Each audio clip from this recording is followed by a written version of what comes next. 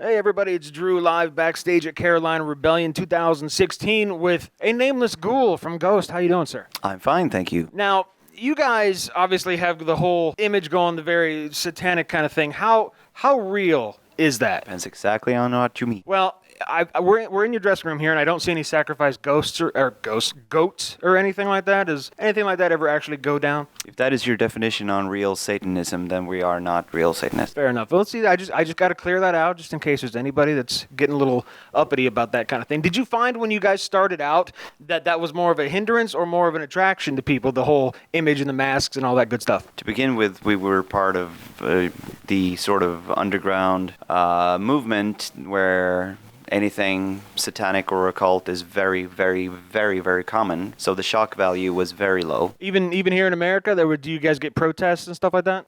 Not in the beginning, and we don't really get it now either. As far as I know, but I think that there's a clear. We are not exactly the sort of band that goes out on like talk shows and tell people to kill themselves. And when I say this, I hope you don't take any offense to this. I'm not making fun or I'm not digging at it at all. I'm just trying to ask the actual question that some people might ask a band that dresses, with the masks and all the good stuff and the full on makeup. And being in America, you have people who look at somebody like a Donald Trump, and they might want to vote for him for president. I could see where people would look at a band like yourselves and maybe get a little bit of offended, but you've not seen any of that, really?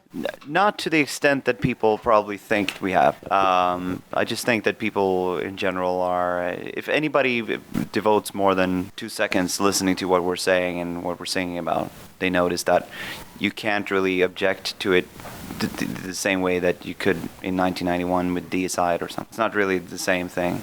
I hate to pull the microphone away from you. To get off that a little bit, what do you guys do when you're not on stage? Like, what does Ghost do for fun?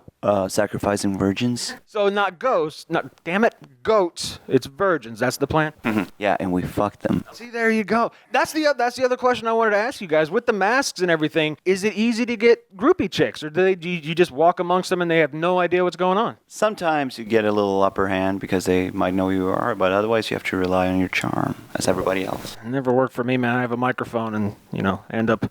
I do well. Don't get me wrong, I do well, but it's totally the microphone. It's totally the microphone. So, to get a little funny, do you have a favorite Disney movie? Oh, I actually have several. I have kids at home, so it's like I've watched many a child movies lately, last years. Favorite Disney. I think Robin Hood is very good. I've seen so many of them, but actually, just to actually flag for one new one, I think Frozen is really good. You guys are going to cover Let It Go or anything like that? I actually think that song is fantastic. Really, right? Because I know you've covered, what was it, ABBA? Was that what it was? Did you cover ABBA? Or am I thinking of a totally different band? No, we did. So Let It Go is not too far out of the realm. You could totally do that, right? But no, it doesn't really strike me as one of those favorite ones. Alice in Wonderland is probably one of my favorites.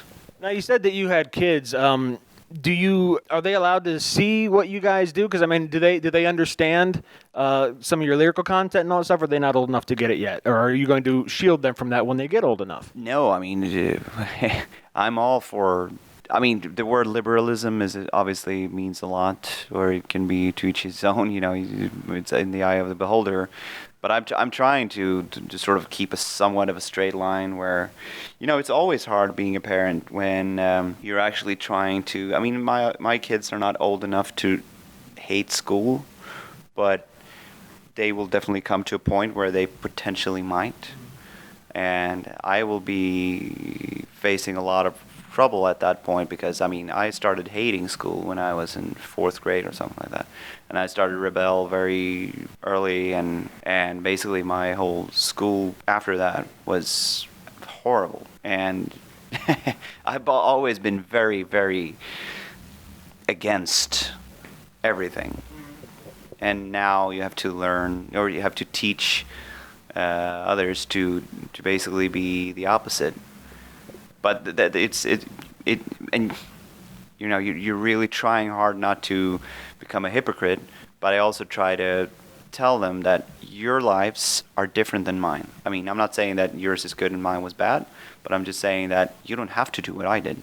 So if I'm telling you to do this, you don't have to do it. Ironically, it will sort itself. But I think that we grew up differently, and I'm just ironically, I just want their lives to be somewhat normal. So if they if they were to grow up into the church, totally fine with that, no problems at all? Well, I mean, we've started to have those discussions just because in school they learn, but I mean, because they have religion in school. But religion in Sweden is very, very, very open. It's very like you have A and you have B and you have C, and this Hinduism and this and that, and there's nothing that says that God is this. Apart from my teacher that I had in first and second grade, because she was deeply religious. So actually, I've hated her up until now, when I actually know that had I not had her, I probably would not be the way I am. But I'm not sure. Anyways, but it gets a little bit difficult because when they start talking about, well, we learned about Jesus and he did this and did this, and you're like, yeah, but he was a guy who most likely spent some time of his life in India, and he smoked weed, and he was actually probably a Buddhist. Sure. So that is my opinion. I believe in Jesus. I believe in a Jesus. So I'm not like a naysayer at all, but I'm more of a historic.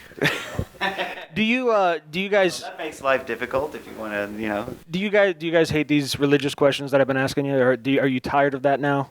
No, I mean, it is what it is. But I mean, for me, it's. I hate to use the word realism because we don't exactly know what real is. I would like for the world and for people in general to be a little bit more open to the idea of not maybe knowing, because that is usually the biggest problem. And I mean, I'm deeply interested in everything that has to do with religion and theology and philosophy, but I also know that there's a very thin line there between where religion sort of ends and history begins. Actual history, real, documented, like political history. One more question, and I'll let you go. I know you're pressed for time today. Being from Sweden, you've seen, grown up around, and participated in these big festivals all over the world, and they're starting to pop up here in America with Carolina Rebellion and stuff like that. Do you like the big festivals, or are you more into the club scene, playing shows here in America? I will always prefer playing our own shows. It saddens me actually sitting here at the Carolina Rebellion that itself does not sadden me, but it saddens me that America is taking the same route as Europe in terms of cluttering up springtime and fall with a lot of festivals, because the festivals are fucking everything up for every band. Every band that is not headlining is suffering from it. So it's very bad, very, very bad for the music industry, unfortunately. Well, Nameless, Ghoul, man, I thank you for your time. Best of luck in the show, whether it's fucking terrible for you at all or whatever works, man. I thank you for your time. I appreciate it. Thank you very much.